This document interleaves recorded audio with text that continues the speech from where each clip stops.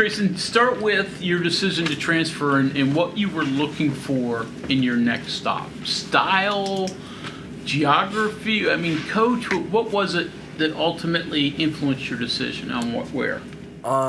Yeah, I think it was just like a trust for the coaching staff. I know, obviously, I'm coming from a low major school, like a lower major school.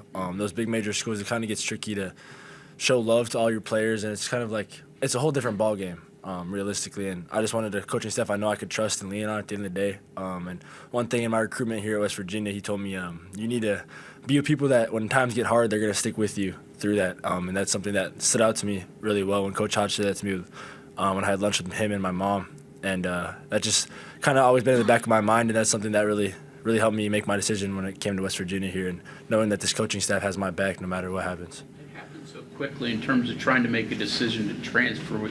Is it hard? I mean, people equate it to speed dating almost, that you have to rush through that fast. Was that a difficult time for you?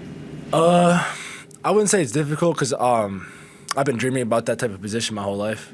Coming from North Dakota, there's not a lot of people that go high major in general out of North Dakota, so just being that, it's my childhood dream to be here. And those phone calls and that whole rush that happened right away, it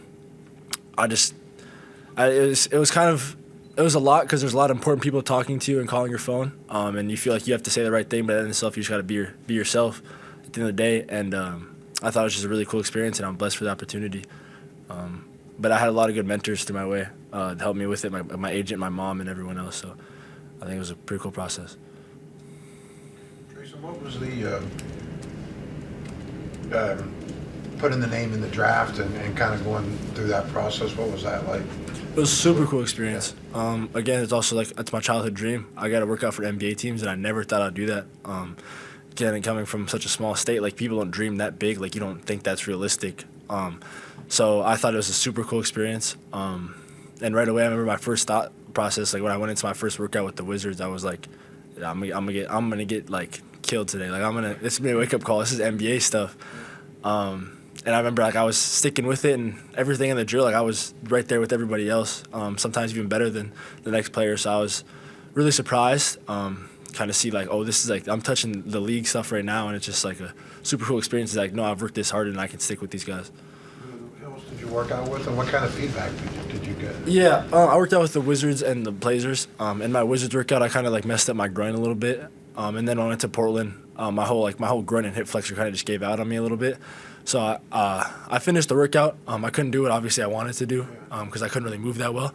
But then after that, talked with my agent. He told me to shut it down. I had a few other workouts planned out, but there's no point. Go back to West Virginia early, so I came here 3 weeks before that June 1st, just to like get working out and stuff and get in that kind of mode because I wanted to access the facilities and everything. But the feedback was just a better on-ball defender, more physical. I don't feel like I was very physical in my old school. That's something Hodge is trying to teach me today. But other than that, they said I had a good feel for the game. That's something that you can't really teach. It's like that type of feel. Obviously, like my body, I don't pass the eye test right away, which is something that me and Martinez we get a lot better at. And I come in every off day to lift. So, I mean, just really, again, really grateful for this experience here at West Virginia, everything they have to offer. So I think I have this story right. You were working out with Toby Akani, too. Yeah. So what was that like? And what did he tell you about West Virginia because of his past experience here? Yeah, I remember when I first got to, we worked out in Orange, West New Jersey, and that's where he's from.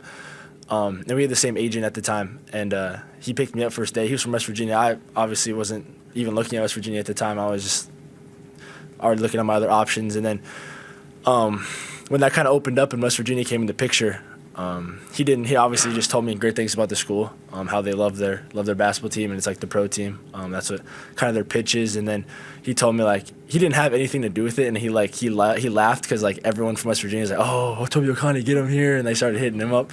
So it was a pretty cool experience. But I told him I went on my visit, and when I was on my visit, he came down too because he was still in school, and so I got to see him when I was on my visit, and then just talking it up, and that's kind of been my guy ever since. He came to practice 3 weeks ago. But yeah, it was a really cool experience, and glad that I got that like big bro mentor to help me out with this West Virginia stuff.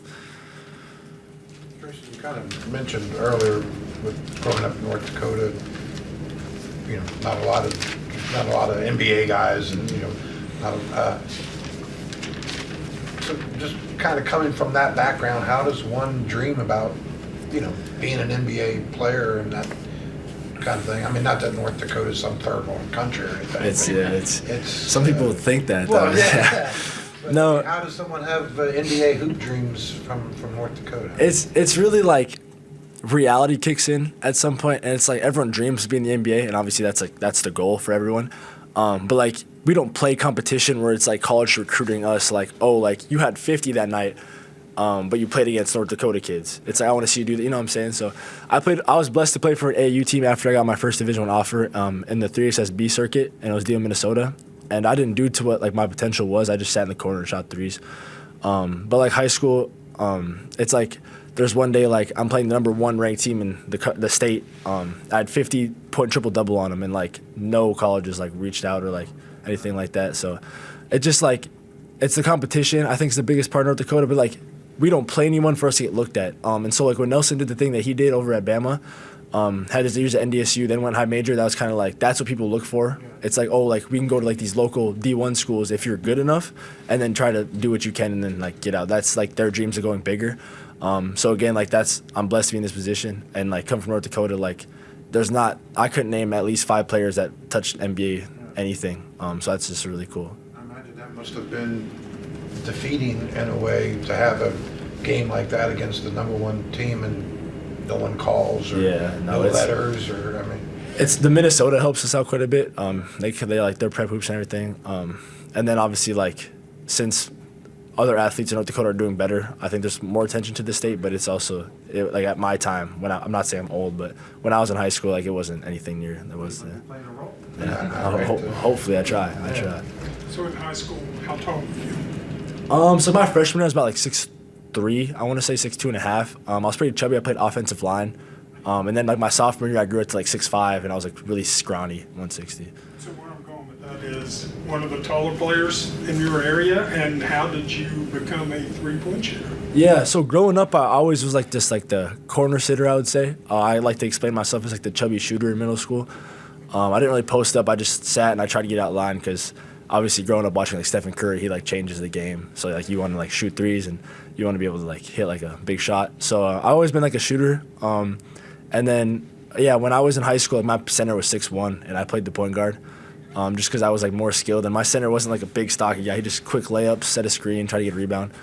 But yeah, I've always had like good like feel because I've never been a guy that just uses his bodies for his advantage. I didn't start using really my body until like my maybe sophomore year of college when they would ask me to post up this one guy against Omaha.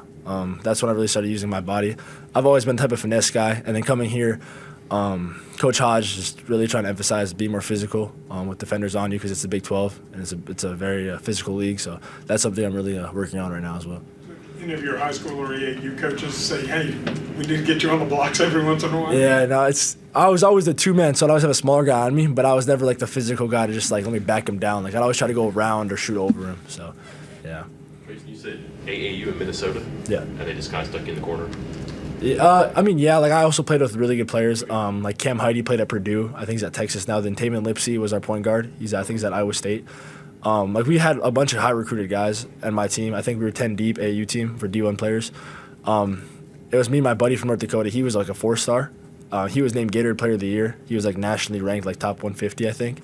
And that was really rare. So like having him kind of helped me out because I just got to travel with him, and I think that's why they recruited me for the team, that AAU team, because like I could just go with him to like the practices and stuff. Who was that? His name's Joel Hurlbert. He went to Colorado, and now he's at Davidson. Okay. So I guess my question is, you make a move once to better your basketball career, go to Minnesota. How much of that experience, whether you got what you wanted or you got something a little bit different, you wanted more, how much did that kind of shape how you vetted teams in the portal to make sure they're not just getting this guy who scored a bunch of points and they can keep him on their team? They can actually use you and get you to where you want to go. Yeah, I think that AAU wouldn't help me because I'm not the main guy anymore. That was like I'm playing with like 4-stars and like 5-stars, and that's like, and I'm playing against really good competition. And that's something I always wanted to be in like my shoes. So like going to college, I kind of got ready for college right away, knowing that I'm not going to be the main scorer. Obviously, high school was just kind of me and like my little cousin. And then obviously those 3 years in North Dakota really helped me out like maturity-wise. Just like being a grown man at the end of the day and not be so immature when it comes to shot selection and body language and those type of things. Just like more of a vet vet situation. Did you find that teams had better ideas than others about how they wanted to use you or what they had in mind for once they actually get you on campus? I think a lot were kind of like the same, like their pitch was. Kind of like they want someone at like the wing position to be able to score the basketball, kind of be a threat. I think one of the coaches that recruited me, I'm not going to say a name, but he was talking about like gravity, and that was the first time I ever heard of that. He told me I had a lot of gravity on the court because wherever I'm at, like people like kind of go towards that way. And now that I learned more of that, I think gravity is like Honor Huff has a lot of gravity. Like you need to know where he's at on the court. And that was kind of like the pitches I got from every school, and I would say there was quite a bit of those. How have you adapted to West Virginia, both in terms of style and then just living here? Yeah, I mean, the living here, the only thing that's like really different is the hills. The hills are crazy. I remember I was like 3rd Street or something. I think I drove up and I was like shocked of like there was a stoplight at the end of this hill. Like that was insane. It was like a roller coaster. But like the living situation, I like it kind of colder. Like I think weather right now is like perfect. I think like just the hills and the trees are the only thing that's different. The scenery is really beautiful here. I'm a big fan of that. I drove to North Carolina. I drove to Davidson to see my boy for one weekend, and I got to see the whole state. And it was pretty. It wasn't quite drive like North Dakota, like the hills. Like I got to see everything. But then just like the team aspect of everything. Just adapting, playing with better players. Our point guard is really good at what he does. And that's, I think, one of the better point guards I've ever played with in my life is Jasper Floyd. He's really good at what he does. Belo's one of the freakiest athletes I've ever seen in my life. Honor Huff is the best shooter in the country. And then we have Harlow, which is 7 foot. And his mindset to work hard, me and him are in here a lot. So just kind of pushing each other. So I'm really enjoying this team. I really love what everyone brings. And I'm just, they help me every day. I was just going to ask you, what was it like rooming with Honor, and do you guys have like shooting competitions or? No, I mean I try to. He just like his shooting is like way different than what I was taught at like the pre-draft stuff, like what the pros do. But his just goes in. Yeah. So it's like it doesn't matter what you do at the end of the day, like as long as it goes in the hoop. But we did do this 5-minute shooting with Coach Forte, and Coach Forte was a really good shooter back at the Big 12 for Oklahoma State. So we did one of his drills, and apparently what he says, he had 100 on it, and it's like 5-minute shooting. Like you just get as many shots in 5 minutes, keep walking around. My highest is 87, and yesterday he got 91. So yeah, he did beat me. He does have the edge right now, but I mean, I'm in here every day after practice, so hopefully I get that one day. And then the Alabama game last year, what kind of experience was that for you, and did that maybe open your eyes up any after that game? Yeah, that game for sure changed my life. As a blessing in disguise. My first thought process when I went to the game is like we weren't a winning team at that point. Like we were not like doing very well. We went to Cancun, we lost to a team that was 0-13, and it was just not a good look.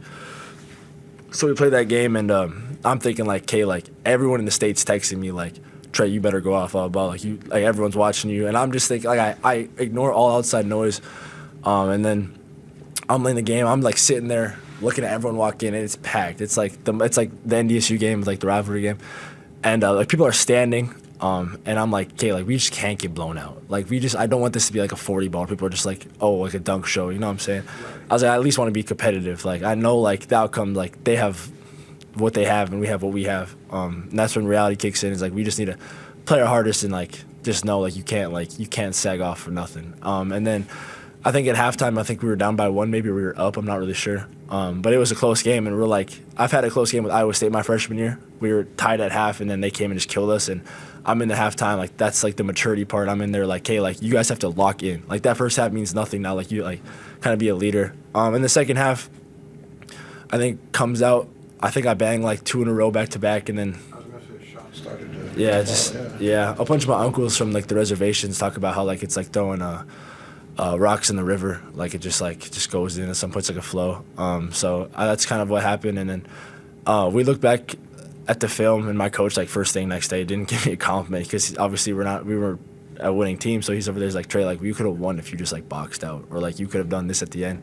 And it's like that's so true, like that's what it takes to be a winner. And that kind of opened my eyes to like what the whole point of being a basketball player is, to win games. And that kind of like showed me like, okay, like it's really hard to win games, and you have to do it every night to really perform. Probably weren't expecting that, right? No, I knew my coach doesn't really he didn't go for all the scoring stuff. He just went for the winning, and we didn't like. Again, that was like because the year before we were pretty good, and then had a losing season last year, so it wasn't. Yeah, he was on me about that quite a bit. You mentioned gravity a little while ago. A couple weeks ago, Russ said that you and Honor both have gravitational pull on the court, but it also sounds like you really value shot selection. But as we just talked about, you can go off for 40 and 50 points.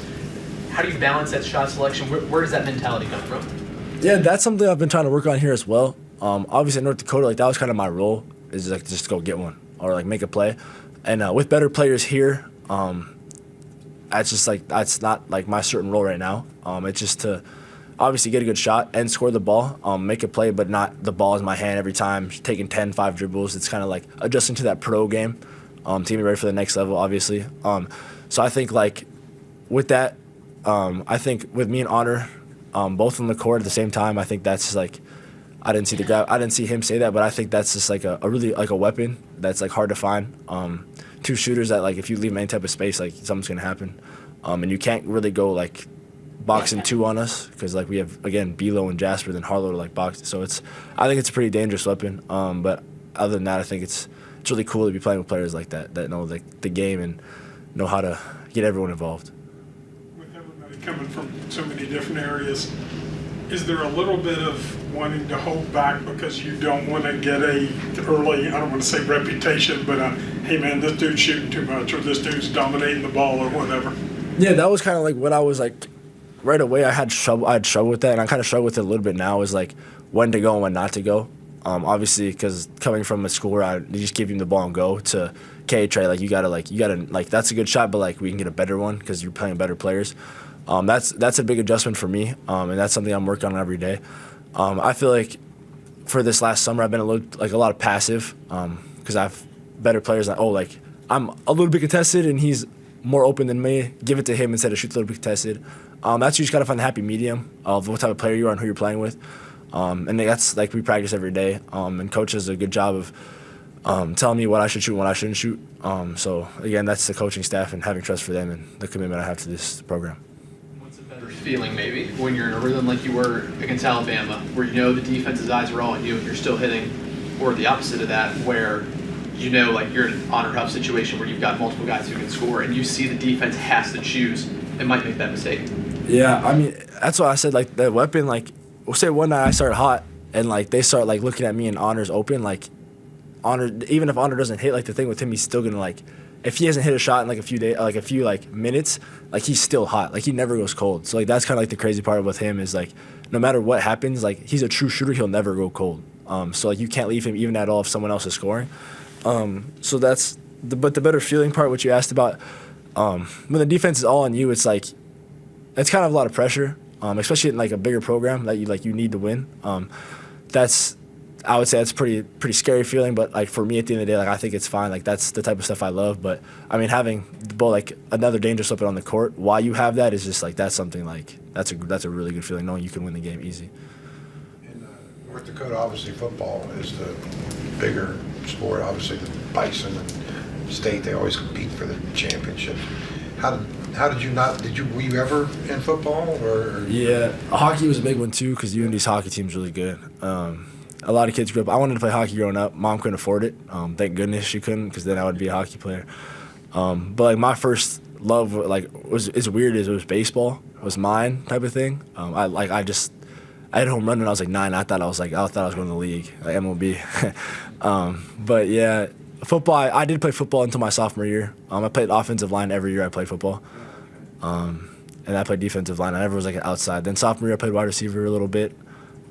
Which is like a total switch, but I always had like the feel, like I could catch. Obviously, I wasn't stiff, but yeah. And then like my sophomore year, I quit. I didn't quit, but I just like I was JV and they wanted me to go to a Friday night game, and there was like a basketball tournament in the fall, and I was like, I'm going to the basketball tournament. Like I'm not gonna make the game, coach. And he was like, all right, like, and I just we parted ways, and we agreed. And then he was my gym teacher the next year, and he talked a lot of smack about me, but Coach Gibson, yeah, that was my guy.